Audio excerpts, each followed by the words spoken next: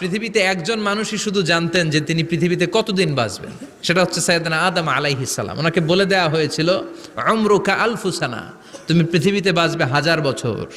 কয় বছর? সাইয়েদনা আদমের সামনে অনেকগুলো রুহু রাখা হলো। সাইয়েদনা আদম বললেন, এরা কারা?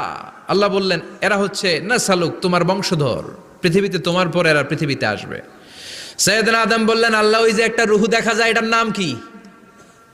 আল্লাহ বললেন, হাদা ইবনুকা দাউদ, এটা তোমার ছেলে দাউদ, সে দুনিয়াতে নবী হয়ে আসবে, তার ছেলে সুলাইমানও নবী হয়ে আসবে। সাইয়েদনা আদম বললেন, মাবুদ, আমার ছেলে দাউদের কত বছর হায়াত আপনি দিয়েছেন? আল্লাহ বললেন, 40 সানা, মাত্র 40 বছর, 4 ইয়ার্স, 40 বছর তোমার ছেলেটা বাঁচবে। ও আল্লাহ, আমি বাঁচবো কয় বছর? তুমি বাঁচবা 1000 বছর। সুবহানাল্লাহ। সাইয়েদনা আদম বললেন, মাবুদ, এত ফুটফুটে সুন্দর আমার ছেলে দাউদ মাত্র